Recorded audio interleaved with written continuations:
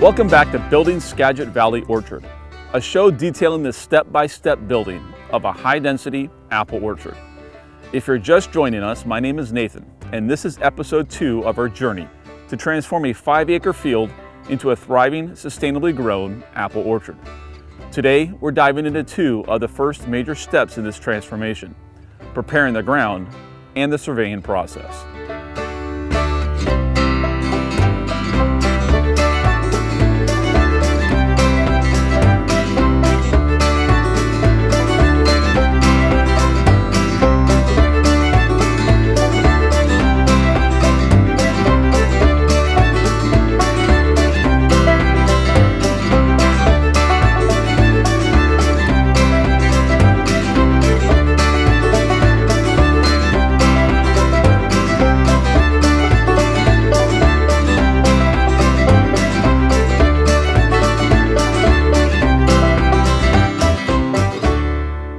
Now I have to admit, I'm feeling incredibly blessed today because a good friend has loaned us this beauty right here, this 1968 Ford 5000 tractor with a 60-inch rototiller in the back of it.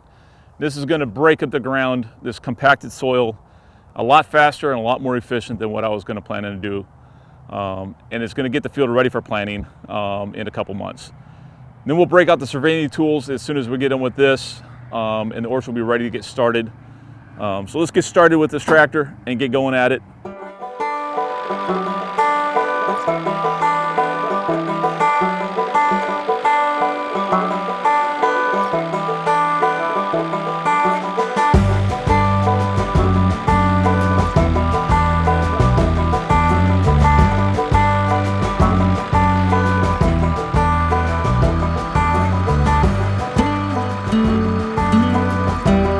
Before we can plant the 5,100 apple trees, the soil needs to be well prepared.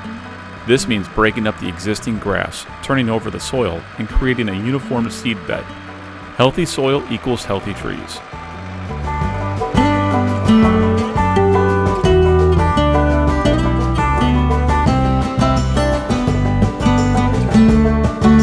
Well, this field hasn't been tilled in a few years, so it's going to take a couple passes to really break this land up. This rototiller does a good job of getting through the grass and mixing it up. It's like giving the land a fresh start. But I better get back at it. Still have quite a few passes to go, and so daylight's burning, especially up here in the northwest. So here we go.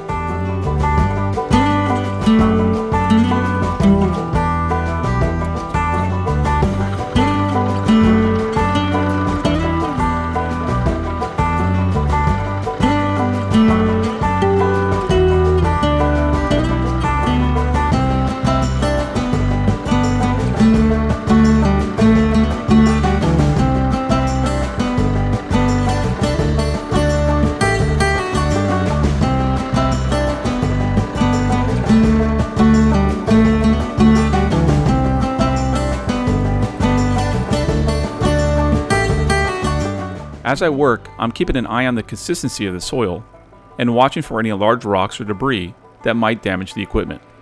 I didn't find any rocks, but we did have to remove a few branches that were blown down by a recent windstorm. Preparing the ground isn't just about plowing. It's also about doing it right so that we set the foundation for the years of productive growth in the future.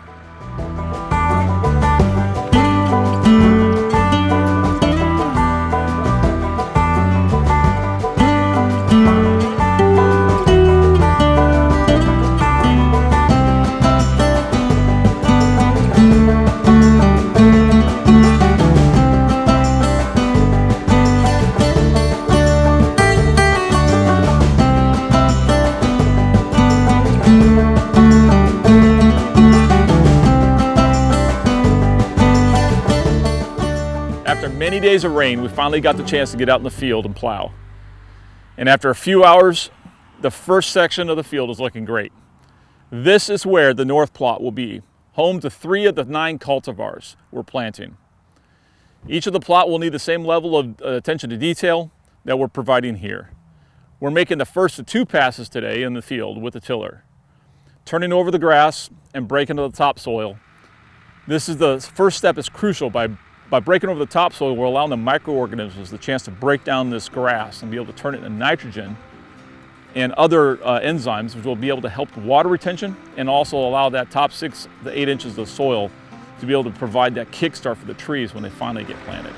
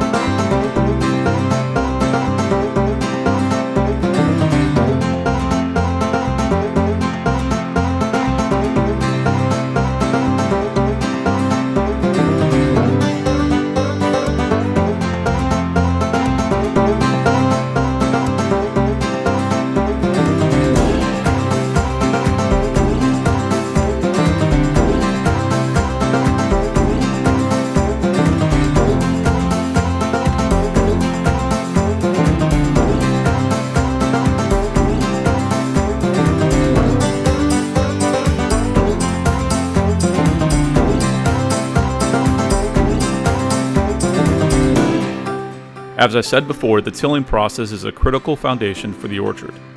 Now that all the hay is tilled under, we'll let this sit for a couple months to let the microorganisms get to work. Then we'll come back in March for another round of chiseling and disking to break up the larger clumps of dirt. For today, we're done turning the grass under and starting the transformation.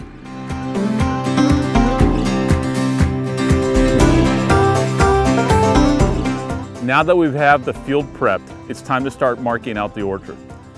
And this is where things really get exciting, as we start to see the vision take shape. Before I can shoot any bearings, I need to do a little housekeeping. This cedar tree's branches are blocking the line of sight, so I need to trim the low-hanging branches that are in the way. I've recruited some help today, my son. This is going to be a family project from start to finish, and I'm grateful to have him here alongside me, learning and helping. We're first going to mark out the center point of the field. This is the spot we'll use to align every row, every aisle, and the future building. Precision is key, especially when laying out the 66 rows for the tall spindle orchard. We're going to be using a simple method to make sure everything lines up perfectly: triangulation. Starting first with the center point of the field, we're using the known property boundaries from the land survey that we had done back in 2020. These boundary markers will give us the bearings and distances we need to triangulate the position of the center point of the field, as well as other key stake locations. We're using these wooden stakes with about 30 feet of high visibility string between them to help identify the center point of the field. By placing a stake early and then laid along the bearing line from the known survey markers, which are along the edge of the field, we will create an intersection to locate the center of the field and mark that first. Then we'll extend those measurements to mark out the boundary lines for the north, south, and west fields, as well as the commodities aisle running through the center. We're using these marking flags for now as temporary markers. After we give the ground its final till in a few months prior to planting, we'll come back through and mark these rows with wooden stakes and paint to make sure that we know where every tree is going to go. We're using some basic survey tools to make sure everything is precise. For starters, we'll be using a 32x automatic optical level with a grade rod to measure elevation and to make sure that we have a consistent level across the field. The outdoor laser measure, mounted on a tripod, will help us measure long distances up to 400 feet, making it easier to establish the exact position for each of the markers. And we've also added a 300-foot tape to double check our measurements. Again, accuracy is essential. As I discussed in our first episode, this entire orchard layout has been designed in SketchUp to maximize space while providing efficiency in operation. My son and I are referencing printed copies of this design as our guide for triangulating each of the key locations. The SketchUp plan shows the bearings from each boundary marker. In SketchUp, I can also very quickly pull distances that will help us pinpoint where the center of the field is and where to place the stakes for the end of the rows. This method ensures that everything is lined up precisely to maximize efficiency and make sure the rows are exactly where they need to be.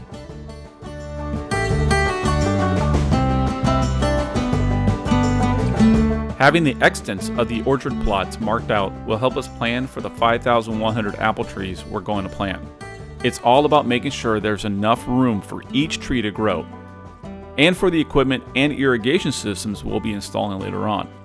This careful measurement process is key to make sure everything fits in the field and workflow efficiency is maintained as we move forward.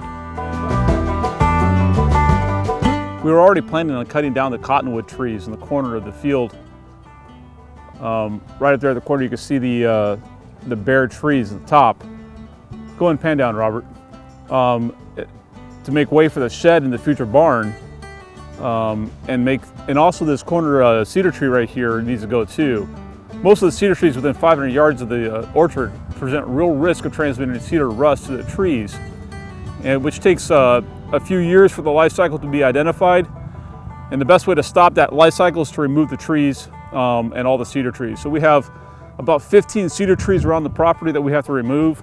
And so looking closer at this tree line, you can recognize that most of these trees need to come down right along here. And I don't know if Robert, if you can zoom over here to the left just a little bit, you can see that first row, the white stakes right here, and how close this hedgerow actually is to where these trees are going to go. This is too close, and you can see the shadow zone. The sun right now, it's only 1 o'clock in the afternoon, and we're already getting shadow on some of these trees, and this is during the winter time. And so we need to make sure that there's plenty of sun on the trees, that this ground can dry out. You can see how swampy it is. And so by doing that, we'll go ahead and probably just take down these trees. My wife and I have been discussing moving this hedgerow back anyway, and replacing it with a more dense and shorter hedgerow, like a European hornbeam, which makes a great hedgerow. They get about 30 feet, 40 feet tall. They're really dense. They're a great tree. Hardy tree. They don't have any off-putting bacteria or anything like that that's harmful to an apple orchard. So it's a great hedgerow for an apple orchard. So it's just one more thing that's been added to the to-do list.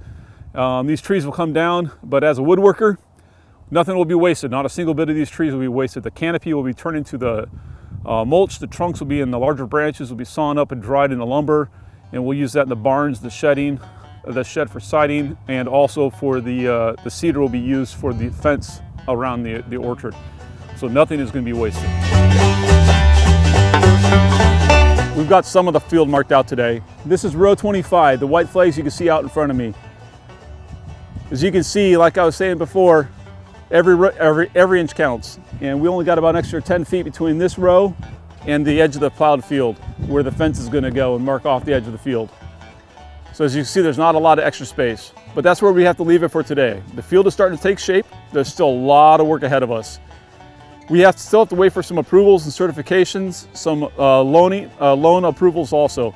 So the next episodes, we're going to move inside and we're going to discuss the planning for the irrigation systems. I'm going to talk about some of the electronics that we're going to be using, some of the valves, and more of the actual architecture of that irrigation system. So you don't want to miss that episode. It's going to be really the heart of the system itself.